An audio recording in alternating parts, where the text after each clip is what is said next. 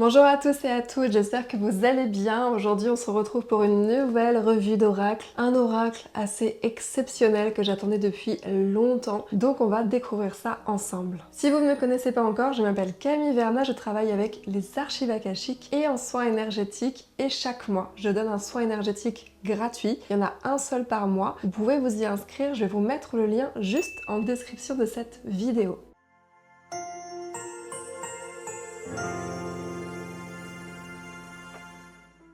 Alors commençons avec cet oracle, Marc Neu, dont j'admire le travail depuis un bon moment, qui est très respecté dans son domaine. En général, il parle beaucoup de magie. C'est un domaine dans lequel je ne connais pas grand-chose, mais comme il le rend accessible, c'est super intéressant, vous jetterez un œil sur son travail. Et l'illustratrice, c'est Gaëlle Mas. Donc c'est un oracle édité aux éditions Arcana Sacra, et il coûte 32 €. Pour un gros coffret comme ça, c'est tout à fait le prix correct, c'est tout à fait normal.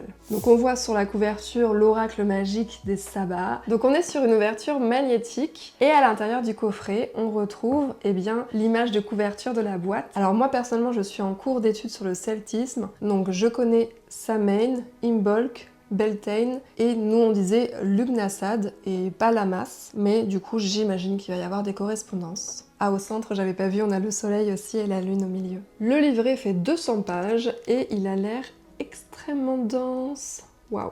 J'ai l'impression que c'est presque un livre. Ah, c'est intéressant parce qu'il nous dit « Je n'ai pas eu de grand-mère sorcière, même si elle en avait le caractère. Je n'ai pas non plus eu de mère voyante. Je n'ai pas eu de maître spirituel. Mes passages dans des groupes initiatiques ne m'ont servi qu'à comprendre comment l'ego et son inflation peuplent le monde spirituel. » Ah, il a beaucoup d'humour. J'ai eu la chance de grandir à la campagne, de passer mes journées dehors sans écran ni réseaux sociaux. Et mon signal pour savoir que je devais rentrer à la maison n'était pas le niveau de batterie d'un téléphone, mais mon prénom que criait ma mère au loin par la fenêtre. J'adore. Donc il nous dit que c'est quelqu'un qui a beaucoup observé la nature, qui a beaucoup observé les cycles, et en fait ce qu'il nous transmet ça part vraiment de son expérience. C'est chouette parce qu'il y a tellement de personnes qui nous disent oui moi je suis spirituelle parce que mon arrière-grand-père, mon arrière-grand-mère était ceci, était cela, mais en fait vous pouvez avoir des dons, des facultés et un attrait pour la spiritualité sans avoir de grand-mère, de mère, de père qui étaient dans ce milieu-là, dans ce domaine-là. J'aime beaucoup vraiment cette introduction. Ensuite il nous parle des 8 sabbats qui se produisent à intervalles réguliers tout au long de l'année, et à chaque sabbat, les cycles de la Terre et du Soleil sont honorés avec l'influence des astres. Et il nous a fait un récapitulatif, ça c'est super d'avoir fait ça, c'est très visuel. Chez moi j'ai une roue des saisons, mais ça c'est pas mal pour vraiment voir la course du Soleil. Alors ensuite, au niveau des sabbats, il nous parle des origines culturelles, historiques, de l'aspect mythologique, ça c'est super intéressant, et des pratiques magiques. Chaque sabbat a des cartes de couleurs différentes. Ensuite, je vous spoil pas toutes les cartes, mais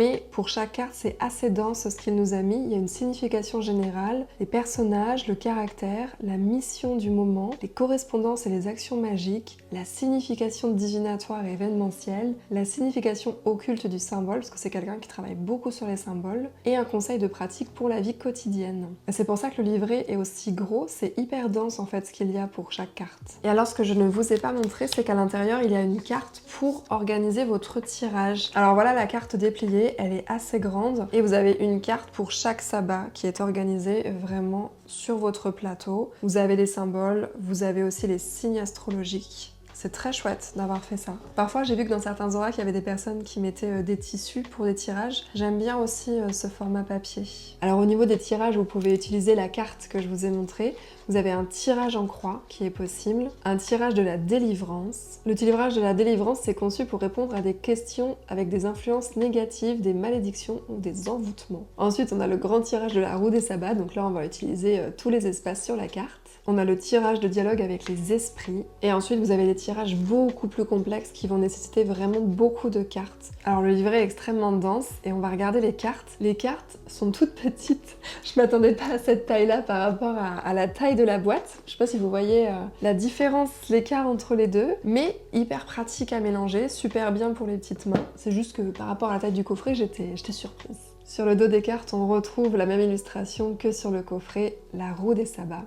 Je vais vous montrer les cartes ici comme ça à l'écran. Alors il y a Samhain, la mort, le crâne, le chat noir, la sorcière, Yule, le soleil, Imbolc, l'encens, le papillon, le pentacle, la déesse, le lapin, la nature, le serpent, Beltane, le ruban, le chapeau de sorcière, Lita, la couronne de fleurs, le pot de confiture, le blé, c'est le temps des récoltes, la balance, ça c'est mon signe, le corbeau et la feuille d'automne. Donc on est sur des cartes forcément de saison en lien avec les sabbats. Il y a plein de petits symboles qui sont glissés, j'aime beaucoup. Je vous propose un tirage en croix, un tirage à 4 cartes pour avoir une réponse à votre question aujourd'hui. Vous allez penser très fort à votre question, je vais mélanger et on va tirer les 4 cartes.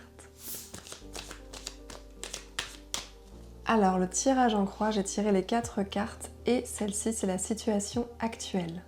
Carte numéro 13, Imbolc. Imbolc, aussi connu comme le festival de la lumière ou de la lactation des brebis, marque la renaissance de la Terre après l'hiver. Il symbolise la purification, le renouveau et l'anticipation de la croissance future. C'est un temps pour célébrer le réveil de la vie, le réchauffement de la Terre et le potentiel qui réside en chacun de nous. La mission d'Imbolc, c'est de faire place à la nouveauté et de laisser derrière soi ce qui n'est plus nécessaire et d'embrasser l'espoir d'un avenir meilleur. C'est un appel aussi à la purification, au renouveau, à l'ouverture et aux nouvelles possibilités. Donc là, on vous conseille en ce moment de faire des rituels énergétiques, d'honorer la déesse Brigid, la déesse celte de la forge, de la guérison, de la poésie. C'est le symbole du potentiel inexploré qui attend une action de notre part pour se manifester. Je trouve que c'est une sublime carte pour cette situation actuelle.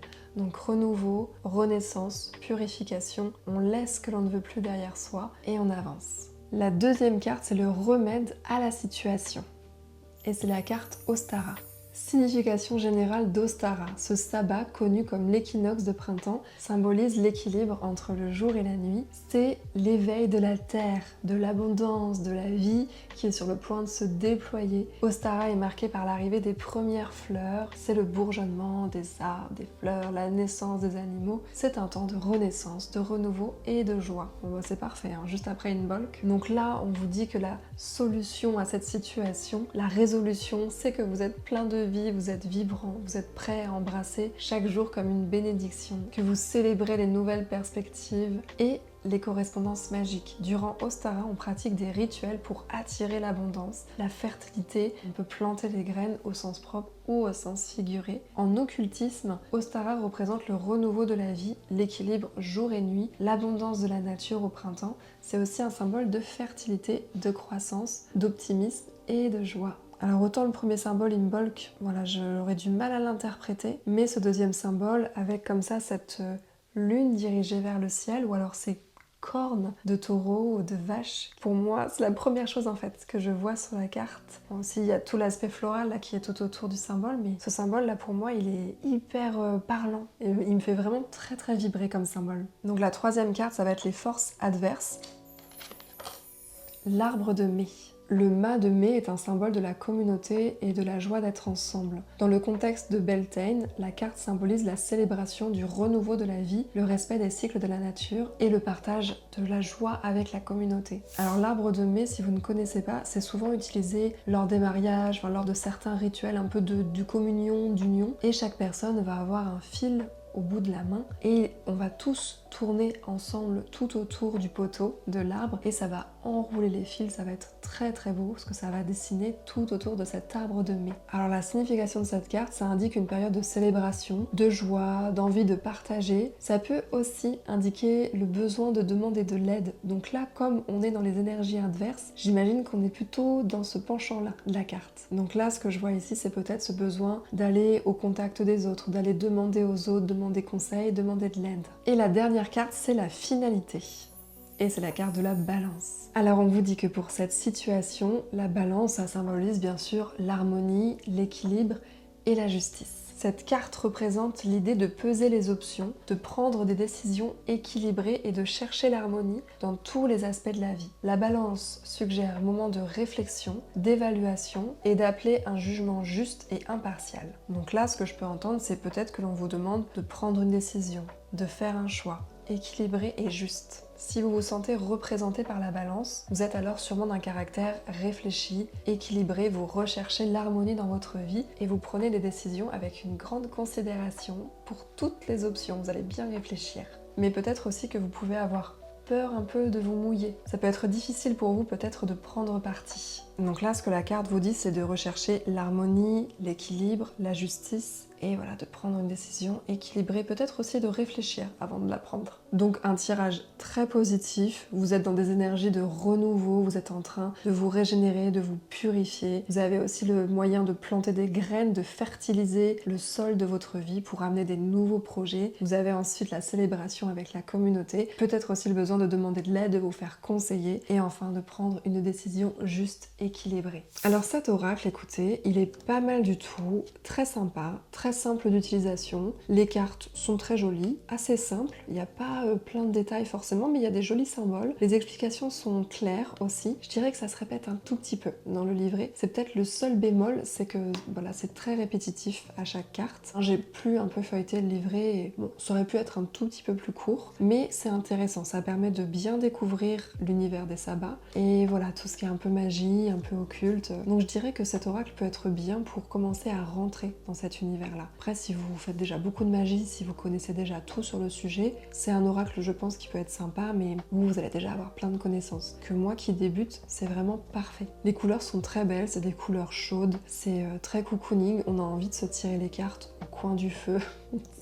Moi, c'est vraiment l'envie que ça me donne. Ou alors en plein soleil, je sais pas, j'ai envie de feu avec cet oracle, envie de feu, de chaleur. Et ça me donne aussi envie de découvrir plus sur les sabbats, surtout que ceux que je ne connais pas. Et puis les symboles aussi. Pourquoi c'est tel symbole? Ça m'intrigue parce que je ne connais pas les symboles des sabbats. Bon, à part certains que l'on revoit de temps en temps, puis sur les réseaux sociaux aussi, ça s'est assez démocratisé, mais ça donne envie d'aller en savoir plus. Et puis, bah écoutez, l'auteur, c'est quelqu'un de très authentique. J'aime beaucoup son univers. Vous voyez, hein, c'est très humoristique. Donc j'aime bien être guidée par ce genre de personne-là qui s'en fiche finalement du regard des autres, qui va vraiment partager parce qu'il a expérimenté et que ça lui fait plaisir, et pas pour dire regardez, je suis le plus grand, le plus beau, le plus fort de tous les magiciens. Non, il va vraiment partager avec simplicité, avec modestie. C'est un oracle que je vais garder dans ma collection. Vous me direz ce que vous en avez pensé. Moi, je me ferais bien aussi un tirage à celui qui est très compliqué, et ça, on pourrait se faire ça en live. Je sais pas ce que vous en pensez. Dites-moi en commentaire si vous avez envie qu'on aille plus loin en fait dans la pratique de certains oracles. Et puis bah écoutez, je vous dis à très bientôt. Prenez bien soin de vous. C'était Camille Verna.